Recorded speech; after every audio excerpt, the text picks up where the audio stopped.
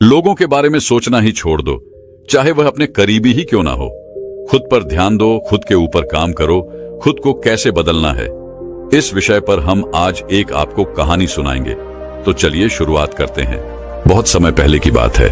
एक बहुत ही बुद्धिमान सन्यासी एक जंगल के पास अपनी कुटिया बनाकर रहा करता था। जो भी उनके पास अपनी समस्या लेकर आता, वह बहुत ही बुद्धिमानी से उसकी समस्या का समाधान निकाल देते। एक दिन वह वहीं पास के ही एक गांव में भिक्षाटन के लिए गए। जब वो भिक्षा मांगकर वापस लौट रहे थे, तो रास्ते में उन्हें एक युवा व्यक्ति ने रोक लिया और कहा, मैंने सुना है कि आप किसी भी समस्या को बड़ी बुद्धिमानी से सुलझा देते हैं। हालांकि मुझे तो ज्यादा विश्वास नहीं कि आप मेरी इस जटिल समस्या को सुलझा पाएंगे, लेकिन मैंने लोगों से आपकी बुद्धिमानी के बहुत से किस्से सुन रखे हैं। इसलिए मैं आपसे एक बात जानना चाहता हूं कि हमें किसी भी काम में असफलता की घबराहट क्यों होती है, और हम अपने किसी भी लक्ष्य को असफलता के घबराहट के बिना कैसे प्राप्त कर सकते हैं। युवा व्यक्ति का यह प्रश्न सुन बौद्ध सन्यासी मुस्कुराए और बोले, मैं तुम्हारे इस प्रश्न का उत्तर जरूर दूंगा, और उसके बाद से तुम्हारी सारी घबराहट भी खत्म हो जाएगी। लेकिन उससे पहले तुम्हें मेरे साथ मेरी कुटिया तक चलना होगा। वह युवा लड़का उस सन्यासी की बुद्धिमत्ता को परखना चाहता था, इसीलिए वह कुटिया तक जाने के लिए तैयार हो गया। इसके बाद वह बौद्ध सन्यासी उस लड़के को अपने जंगल के पास बनी कुटिया में लेकर आए, लेकिन तब तक शाम हो चुकी थी, इसीलिए वह भोजन करके सो गए। अगले दिन जब वह उठे, तो बुद्धिमान सन्यासी ने उस लड़के से कहा, चलो आज मैं तुम्हें जंगल की सैर करा के लाता हूं। और वह दोनों जंगल की तरफ निकल पड़े। कुछ देर बाद बुद्धिमान सन्यासी ने उस लड़के को एक गुफा दिखाई और कहा, चलो मैं तुम्हें उस गुफा की सैर कराता हूं। लड़के ने कहा, हाँ चलिए, मुझे भी जंगल की गुफा देखने की काफी दिनों से इच्छा थी। इसके बाद वे दोनों गुफा के अंदर चले गए। गुफा के अंदर काफी अंधेरा था, लेकिन थोड़ी देर बाद बौद्ध सन्यासी चुपके से गुफा से बाहर निकल आए और उस गुफा के द्वार को बाहर से बंद कर दिया। उस लड़के ने गुफा के भीतर से बहुत आवाज दी कि मुनिवर कहाँ हैं आप, कहाँ चले गए, मुझे जवाब क्यों नहीं दे रहे। लेकिन बहुत देर तक कोई जवाब न मिलने के बाद वह घबरा गया और घबराकर गुफा के द्वार की तरफ भागा। जैसे ही वह गुफा की प्रवेश द्वार पर पहुंचा, वह हैरान रह गया। यह क्या, यहां तो किसी ने गुफा के द्वार को बाहर से बंद कर दिया है। अब मैं बाहर कैसे निकलूंगा। अब वह अकेले अकेले उस अंधेरी गुफा में काफी भयभीत और परेशान हो गया। वह सोचने लगा कि कहीं उस सन्यासी ने उसे मारने की योजना तो नहीं बनाई थी। अब वह गुफा में इधर उधर घूमकर बाहर निकलने का रास्ता ढूंढने लगा।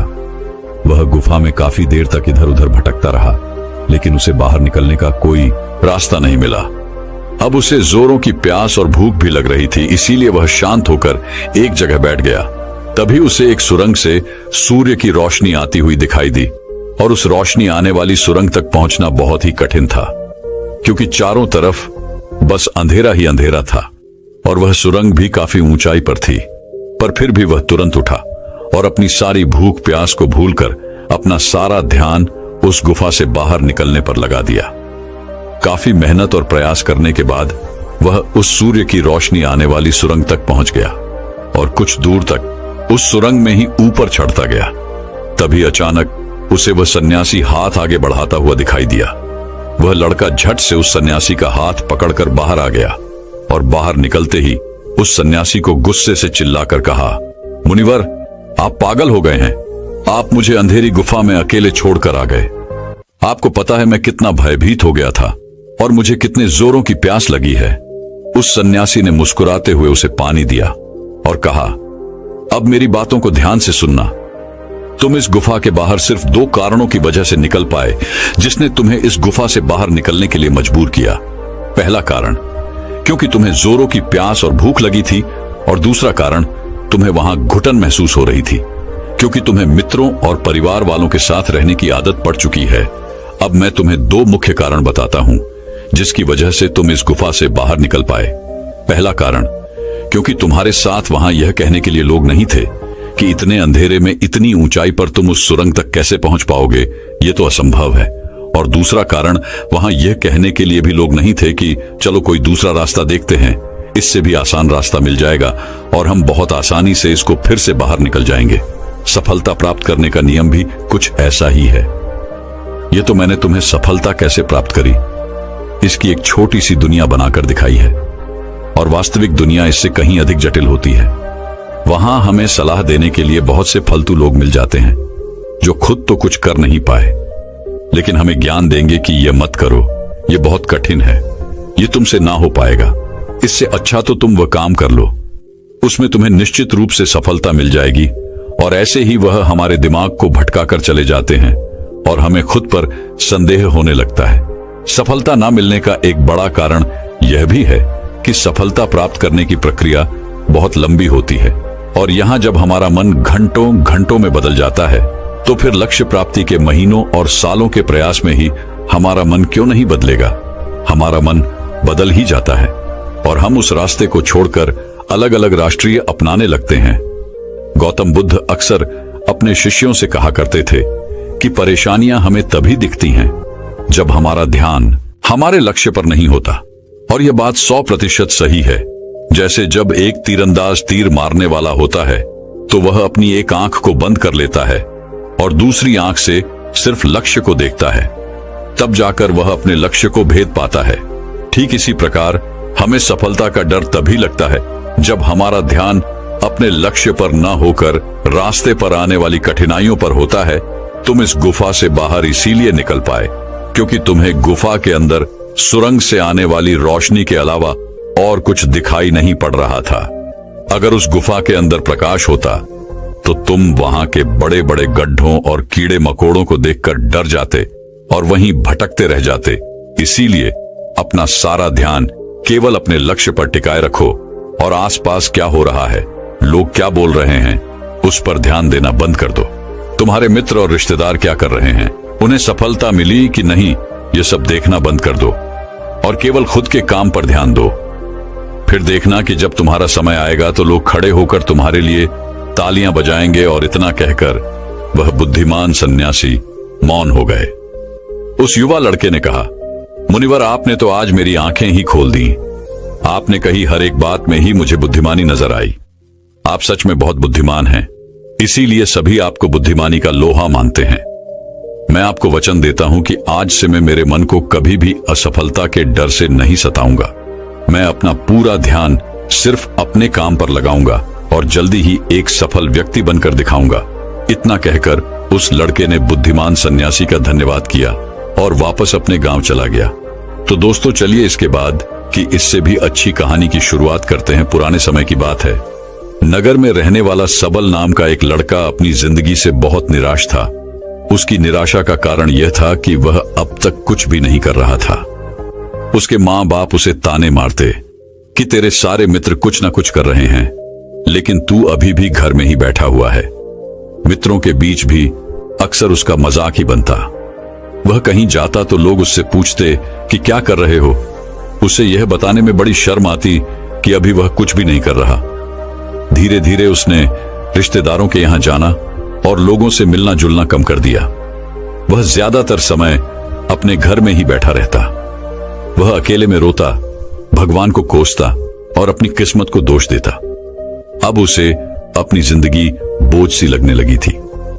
कभी कभी वह सोचता कि जब वे कुछ करने के लायक ही नहीं हैं, तो फिर उसके जिंदा रहने का भी क्या फायदा, उसे तो मर जाना चाहिए। एक दिन वह अपने नगर की एक सड़क से गुजर रहा था। तभी उसने देखा कि एक गुरु दुख के ऊपर प्रवचन दे रहे हैं। वह भी वहीं भीड़ में पीछे बैठ गया और गुरु के प्रवचन सुनने लगा। गुरु बोल रहे थे कि दुख एक गुरु की भांति होता है जो हमें जीवन की सच्चाई दिखाता है और हमें सही से जीवन जीने का तरीका सिखाता है। आप चाहें तो अपने दुख रूपी गुरु से जीवन जीना भी सीख सकते हैं और चाहें तो उस दुख में डूबकर बैठकर रो भी सकते हैं। सबल भी गुरु की यह सारी बातें ध्यान से सुन रहा था, लेकिन उसे गुरु की यह बातें सही नहीं लगी। उसने खड़े होकर कहा, दुख कुछ भी सीखा कर नहीं जाता, सिर्फ पीड़ा देकर जाता है। दुख की पीड़ा अनंत होती है। ऐसा लगता है इसके बाद कुछ भी नहीं होने वाला, कुछ भी नहीं मिलने वाला। मृत्यु भी उसके सामने छोटी लगने लगती है। गुरु ने कहा, आखिर क्या दुख है तुम्हें? सबल ने अपना सारा दुख गुरु के समक्ष कह सुनाया और पूछा, क्या आपके पास मेरे इस दुख का कोई समाधान है? गुरु मुस्कुराए और बोले, जिस दिन तुम्हारे पास सच्चा दुख आए उसी दिन मेरे पास लौट कर आना, मैं तुम्हारे दुख का समाधान अवश्य करूंगा। इतना कहकर गुरु वहां से चले गए। सबल ने सोचा, क्या मेरा दुख सच्चा नहीं है? क्या जिस दुख से मैं गुजर रहा हूं वो झूठा है?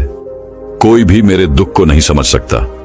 जब माँ बाप नहीं समझ पाई तो गुरु क्या समझेंगे? अपने दुखों से परेशान होकर सबल ने एक निर्णय लिया कि अब वह कुछ करके दिखाएगा।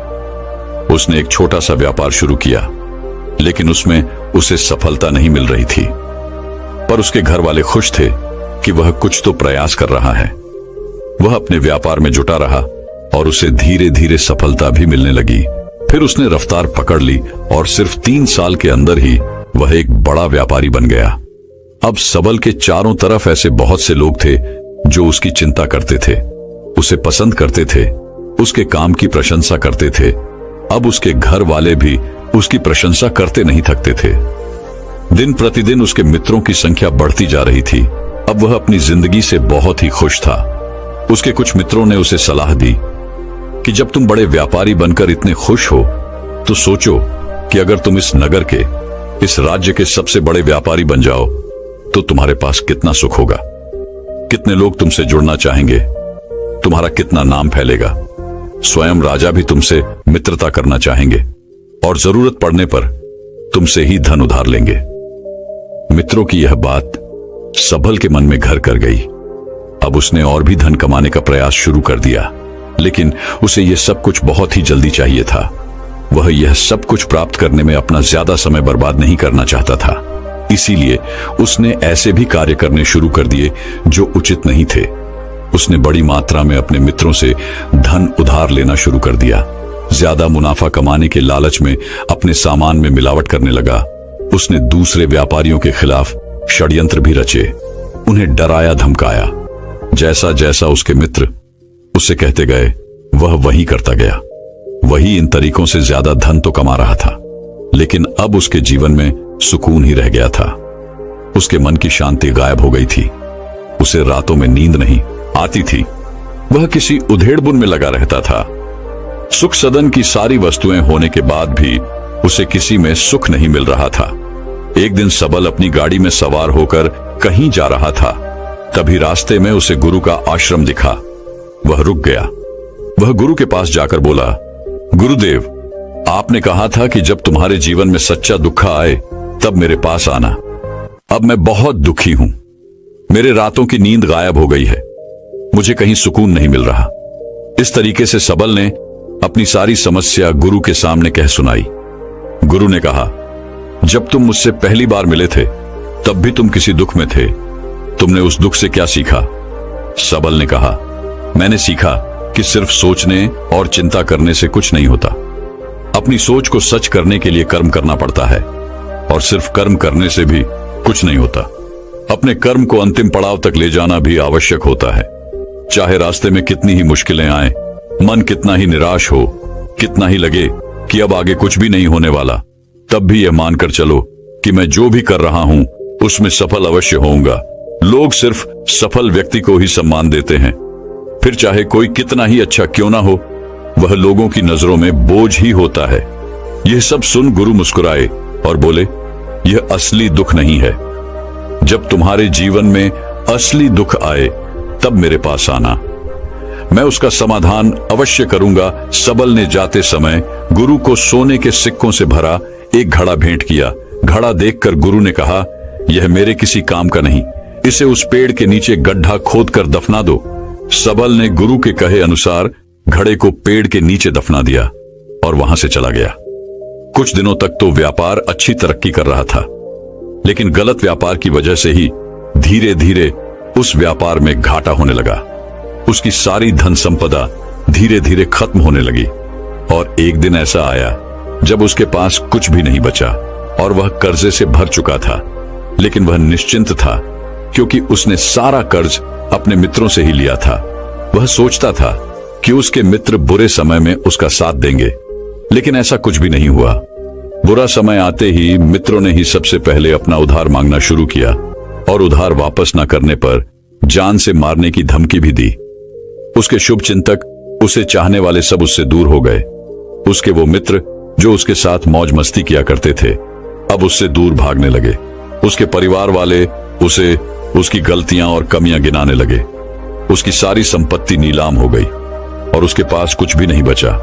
उसने अपने पिता से सहायता मांगी तो पिता ने कहा, मेरे पास यह थोड़ी सी ही संपत्ति है, अगर मैं यह भी तुम्हें दे दूंगा तो तुम्हारी मां को कहां रखूंगा? यह संपत्ति ही हमारा आखिरी सहारा है। सबल के भीतर बहुत गहरा दुख था।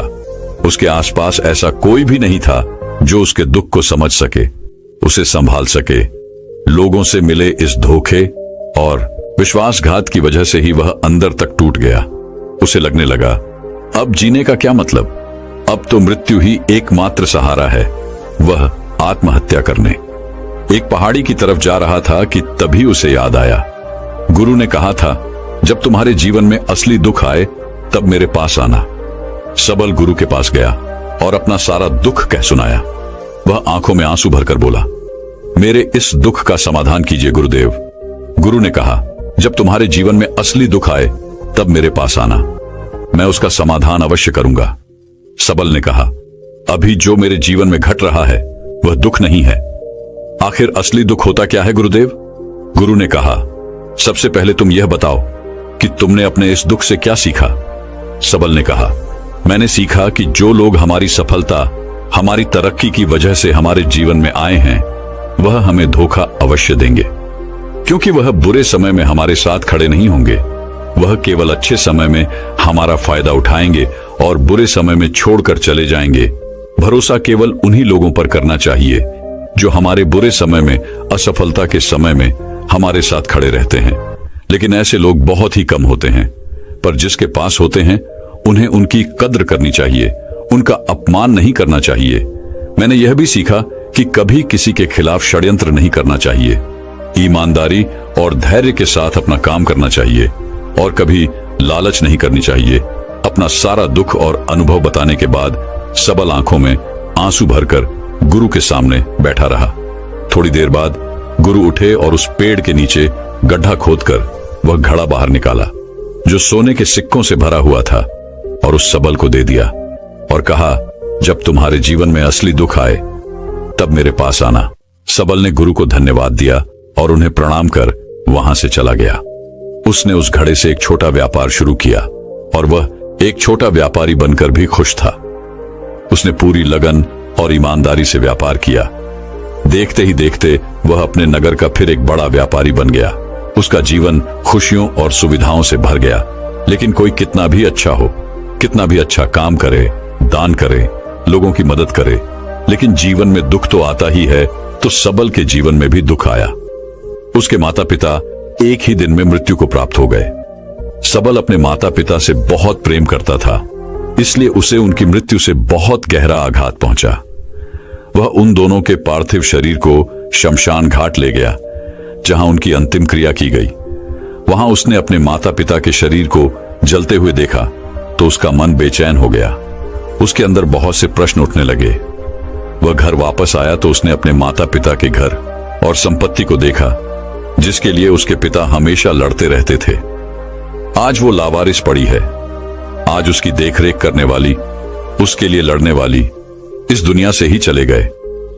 उसके पिता ने जो भी कमाया था, जो भी बनाया था, वह सब यही रह गया था। एक दिन पहले तक किसी से भी अपनी संपत्ति के लिए लड़ जाने वाले उसके पिता आज खुद इस दुनिया से अलविदा हो गए थे। उसका मन इसी तरह के अनेक विचारों के बवंडर में फंसा हुआ था। उसे अंदर से अकेलापन और डर महसूस हो रहा था। उसे कुछ खालीपन सा महसूस हो रहा था। उसे लग रहा था कुछ तो है जिसे वो समझ नहीं पा रहा। इसीलिए वो गुरु के पास गया। उसे देखते ही गुरु ने कहा, क्या जीवन में कोई दुख है? सबल ने कहा, वैसे तो जीवन में कोई दुख नहीं है गुरुदेव, सब सुख है, सब अच्छा चल रहा है। लेकिन आज मेरे माता पिता की मृत्यु हो गई। इस घटना से मेरा मन बहुत दुखी और बेचैन है। गुरु ने कहा, इसमें दुखी होने वाली कौन सी बात है? एक दिन तो सभी के प्रियजनों को मरना ही है। हमेशा जीवित न तो कोई रहा है और न ही कोई रहेगा।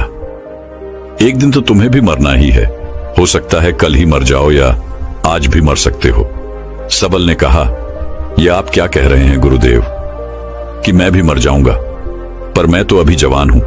गुरु ने कहा, इस भ्रम में तो सभी जी रहे हैं कि मृत्यु दूसरों को आती है, बूढ़ों को आती है, लेकिन बूढ़ों के सामने ही जवान मर जाते हैं, बच्चे मर जाते हैं। मृत्यु का किसी की उम्र से कोई संबंध नहीं, यह तो सबको अपना शिकार बना लेती है। गुरु की यह बातें सबल के मन में घर कर गई और वह चुपचाप वहां से चला गया। लेकिन उसका मन अभी बेचैन था, अब भी अशांत था। वह कुछ खालीपन सा महसूस कर रहा था। वह पूरे दिन अपने बारे में ही सोचता रहता कि वह कौन है, इस दुनिया में क्यों आया है, क्या सिर्फ चीजों का प्रयोग करना और मरना ही जीवन का लक्ष्य है। ऐसे ही बहुत से प्रश्न उसके मन में लगातार उठ रहे थे, लेकिन उसे अपने किसी भी प्रश्न का उत्तर नहीं मिल पा रहा था और उसका दुख दिन प्रतिदिन बढ़ता जा रहा था। इसीलिए कुछ दिनों बाद वह फिर गुरु के पास पहुंचा और बोला, गुरुदेव, मैं बहुत दुखी हूं क्योंकि मैं यह नहीं जान पा रहा कि मैं कौन हूं और इस दुनिया में क्यों आया हूं। यह सुन गुरु मुस्कुराए और बोले, आज पहली बार तुम्हारे जीवन में सच्चा दुख पैदा हुआ है। वास्तव में यही है जो दुख कहलाने के लायक है, कि हमें पता नहीं कि हम कौन हैं, क्यों आए हैं, क्या करना है, कैसे करना है। सबल ने कहा, गुरुदेव, मेरे इस दुख का समाधान कीजिए। गुरु ने कहा, हम सभी इंसान जीवन भर क्या इकट्ठा करते रहते हैं। सबल ने कहा, हम सभी इंसान जीवन भर धन, संपत्ति, मान सम्मान, परिवार, मित्र, पद प्रतिष्ठा इत्यादि इकट्ठा करते रहते हैं। गुरु ने कहा, क्या इन इकट्ठा की हुई सभी चीजों में से एक भी चीज हम अपने साथ ले जा सकते हैं। सबल ने कहा, नहीं गुरुदेव, इनमें से कुछ भी साथ नहीं जाता। मेरे माता पिता के साथ भी कुछ नहीं गया, सब तो यही छूट गया, घर, परिवार, संपत्ति, सब कुछ। गुरु ने कहा, अब मेरी बातों को ध्यान से सुनना। इस दुनिया में हमें जो इकट्ठा करना चाहिए वो तो हम कभी इकट्ठा करते ही नहीं। चीजें हमारे सामने ही होती हैं, लेकिन हम उन्हें देखने का प्रयास ही नहीं करते। इस दुनिया में हमें जिस चीज को इकट्ठा करना है वह हम खुद हैं। हमें खुद को ही इकट्ठा करना है ताकि जब मृत्यु हो तो हम एक हो सके और स्वयं को पहचान सके।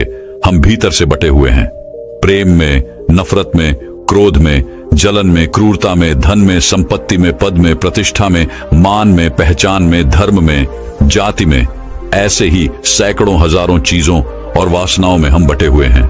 हम टुकड़ों में जीवन जी रहे हैं। इस बंटवारे की वजह से हमारी चेतना कभी एक नहीं हो पाती। हमारी चेतना शक्ति बिखर गई है, इसलिए हमारे पास इतना भी समय नहीं है, इतनी भी ऊर्जा नहीं है कि हम मुड़कर एक बार अपने भीतर देख सकें। वास्तव में जिस धन की कमी, सुविधाओं की कमी, मान सम्मान की कमी को लोग दुख समझते हैं और जीवन भर उसे दुख दुख बोलकर रोते रहते हैं और उनका समाधान खोजने का प्रयास करते रहते हैं, उन्हें उसका समाधान कभी मिलेगा ही नहीं। क्योंकि जिन्हें लोग दुख कहते हैं वो असली दुख है ही नहीं। वो तो सिर्फ इंसान की चाहत है, उसकी इच्छा है जिसकी पूर्ति कभी नहीं की जा सकती। इसीलिए यहां व्यक्ति को ऐसे दुखों का कभी समाधान मिला ही नहीं। इसीलिए इन सब के ऊपर अगर अपने दुखों का परम समाधान चाहिए तो सबसे पहले अपने आप को इकट्ठा करो। अपनी ऊर्जा को इस संसार से वापस खींचो और एकत्रित करो। अपने ऊपर ध्यान दो, खुद पर ध्यान लगाओ। मृत्यु से पहले ही अपने आप को पहचान लो, ऐसे ही बिखरे हुए मत चलो। सबल ने कहा, तो क्या गुरुदेव हमें ये संसार छोड़ देना चाहिए? अपनी सभी इच्छाओं को मार देना चाहिए? किसी से प्रेम नहीं करना चाहिए? धन संपत्ति नहीं इकट्ठा करनी चाहिए? मान सम्मान की आशा छोड़ देनी चाहिए? गुरु ने कहा, एक बिखरे हुए मनुष्य के अंदर से कामनाएं, इच्छाएं और वासनाएं ऐसे ही निकलती हैं जैसे पहाड़ से कोई पत्थर गिर रहा हो जिस पर पहाड़ का कोई नियंत्रण नहीं है, सिवाय देखने, परेशान होने और कुछ होने के। इसी प्रकार एक बिखरे हुए मनुष्य की इच्छाएं अनियंत्रित और दुखदायी होती है। उसका अनियंत्रित मन कुछ भी इच्छाएं और कल्पनाएं करता रहता है और दुखी होता रहता है। लेकिन जब व्यक्ति एकत्रित हो जाता है तो वह जो भी करता है सब उसके नियंत्रण में रहता है। तब इच्छाएं भी उसकी इच्छा से निकलती हैं। सबल ने कहा, गुरुदेव, आपने मेरे सच्चे दुख का समाधान कर दिया। आपका बहुत बहुत धन्यवाद। आज से मैं खुद को एकत्रित करने का प्रयास करूंगा। गुरु ने कहा, मानो शरीर में बहुत ऊर्जा है, बहुत शक्ति है और यह बेकार के कामों में भटक रह गई है, पृथ्वी की चीजों में लगी रहती है। यह ऐसा ही है जैसे कि एक अत्यंत शक्तिशाली मशीन किसी बच्चे के हाथों में दे दी गई हो और वह बिना सोचे समझे, बिना किसी नियंत्रण और जानकारी के बस इसकी शक्ति को कहीं भी बर्बाद कर रहा हो। इसीलिए अपने चेतना की शक्ति पर ध्यान दो और इसे एकत्रित करो। सबल को अपने प्रश्नों का उत्तर मिल चुका था। उसने गुरु का धन्यवाद किया और चुपचाप वहां से चला गया। दोस्तों, मैं उम्मीद करता हूं कि यह कहानी सुनने से आपके जीवन में अच्छे बदलाव आए होंगे। आपको इस वीडियो से क्या सीखने मिला, ये कमेंट करके जरूर बताएं और अपने परिवार, दोस्तों या आपके करीबी इंसान के साथ ये कहानी शेयर करके उन्हें भी इस ज्ञान से परिचित करवाएं। बाकी अगर आपको ये वीडियो दिल से अच्छी लगी हो तभी इस वीडियो को लाइक कर देना, और आपने अब तक इस चैनल को सब्सक्राइब न किया हो तो चैनल को सब्सक्राइब भी जरूर कर देना। आपका हर दिन शुभ हो और खुशियों से आपका जीवन भरा रहे। धन्यवाद। नमो बुद्धाय।